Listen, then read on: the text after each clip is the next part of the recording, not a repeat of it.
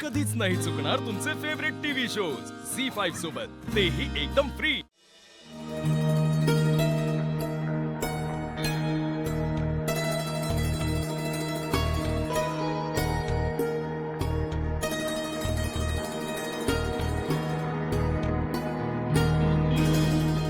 झालं बोलणं जगन्नाथजींशी? हो वहिनी, सारंग सरांवरचं संकट टळण्यासाठी त्यांनी मला एक व्रत करायला सांगितलंय। व्रत? कसलं व्रत? त्यांनी सांगितलं सूर्यास्ताच्या आधी महादेवाला अभिषेक करावा लागतो आणि सगळ्यात महत्वाचं कुठेही थांबायचं नाही। सावली, हे व्रत खूपच कठीण दिसतंय। नाही म्हणजे खरंच तुला या सगळ्याची गरज वाटते का? दुसरा काहीतरी उपाय असेल ना याला? वहिनी, आमच्या नात्याचं पुढे काय होणार आहे, ते कुठपर्यंत जाणार आहे, काहीच कल्पना नाही। पण एवढं मात्र नक्की आहे, सत्यवानाची सावित्री होण्याचं भाग्य माझ्या नशिबात नाही। पण कमीत कमी जर माझ्यामुळे माझ्या सौभाग्याचा मार्ग व्रतामुळे सुकर होणार असेल तर त्यात काहीच हरकत नाही, मी करेन। तू फक्त थोडेसे जास्त कष्ट लागतील, बस इतकंच। नाहीस यार, नाही थँक्यू नाही, हा खूप कौतुकाचा विषय आहे। हो, मी नक्की येईन। ऐश्वर्या आणि मी दोघंही नक्की येऊ, बस थँक्यू। कसलं आणि कोणाचं कौतुक? ऐश्वर्या, माझ्या मित्राने एक स्टार्टअप सुरू केलाय। ज्या स्टार्टअप मध्ये ज्या कपल्सला मुलं होत नाहीत त्यांना एकत्र जोडण्याचा प्रयत्न आहे। आणि त्यासाठी आपल्याला बोलवलंय? हा, म्हणजे त्यांचं काय म्हणणं आहे की तू बाय चॉईस मुलं होऊ देत नाहीस।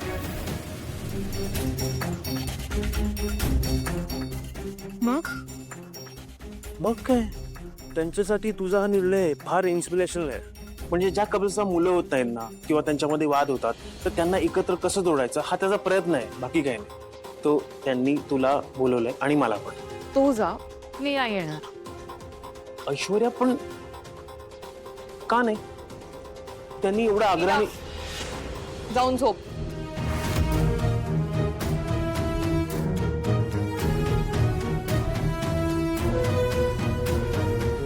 इथे माझं काय चाललंय आणि ह्याचं काय चाललंय? मला उद्या त्या मूर्ख मुलीला व्रत करण्यापासून रोखायचंय। जर मी यशस्वी झाले नाही तर ह्या घराचा कंट्रोल तिच्याकडे जाईल आणि ते मी कधीच होऊ देणार नाही।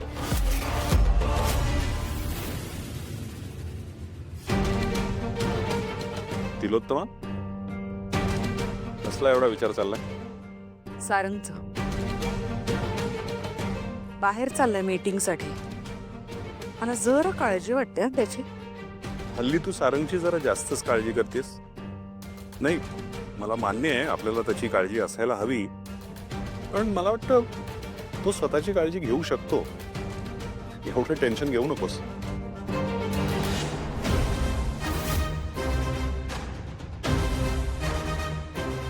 बोला। मला बाहेर जायचं होतं। काहीच ऐकू आलं नाही, नीट स्पष्ट बोल बघू। ते व्रत म्हणजे मला बाहेर जायचं होतं। मग जा ना, मला का विचारतेस? मी आधी सुद्धा तुला सांगितलंय जिथे जायचे तिथे जा, परत नाही आलीस तरी चालेल, मला नको विचारूस तू। आणि हा, आमच्या घरासाठी काही करणार असशील ना तर नको करूस। सावली, तू व्रत काय म्हणत होतीस? कसलं व्रत ग? मी सांगते ना, जगन्नाथने हिच्या डोक्यात कसलं तरी खूळ भरवून दिलं असणार माझ्या सारंगला जिंकण्यासाठी। पण मी तुला पुन्हा पुन्हा सांगते, या जन्मात तरी सारंग तुझा स्वीकार करणार नाही। जा।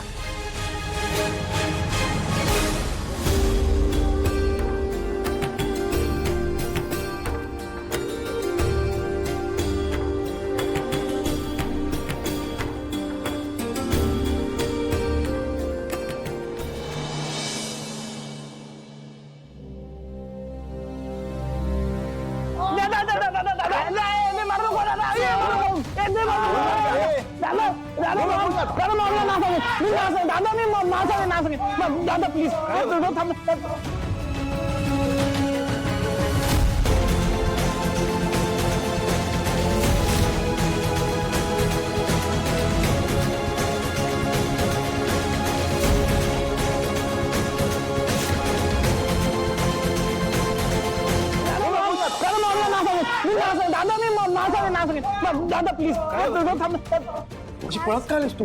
तुमच्या ओरडण्याचा आवाज येत होता. अरे नाही हे काय मस्करी चालू होती. काय चालू तुमचं? तुम्ही आधी शांत उभे राहा, शांत व्हा, स्थिर व्हा. इकडून तिकडे धावत असता, जरा शांत उभे राहा ना. प्रत्येक गोष्टी घाई गडबड लागलेली असते. एवढं लक्ष असतं तुझं माझ्याकडे? नाही, ते लक्ष म्हणजे अगं सावली शांत होतो आधी. आता मला सांग, मी उद्या बाहेरगावी जाणार आहे, तिथे पण लक्ष ठेवायला येणार आहेस का तू? मी बोलते ना काहीतरी. प्रत्येक गोष्टीत तुम्हाला चेष्टा मस्करी सुचते का? मी काहीतरी बोलते, माझ्या बोलण्याचं गांभीर्य समजून घ्या तुम्ही.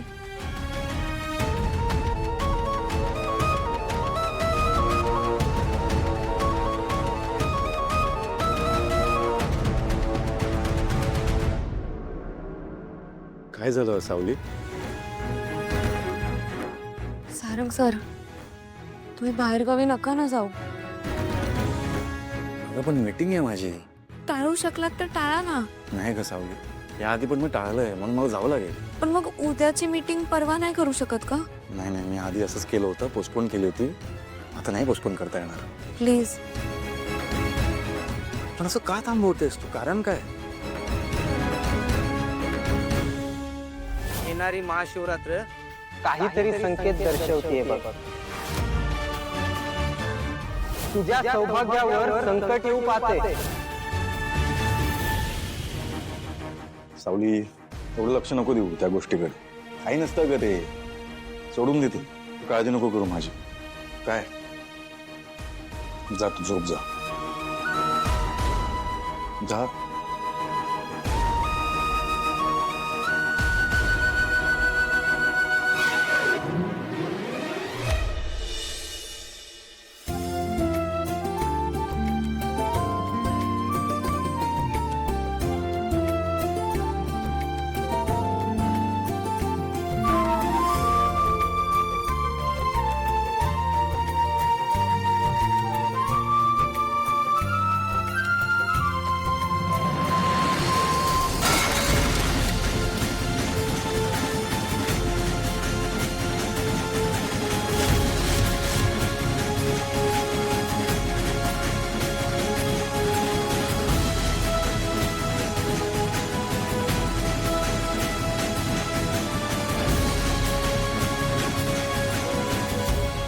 तरी मी तुला सांगत होते, तिचा पायगुण आहे हा.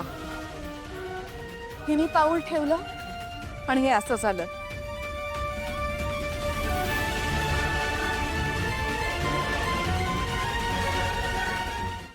झी5 ॲप डाउनलोड करा आणि पहा सर्व एपिसोड्स एकदम फ्री.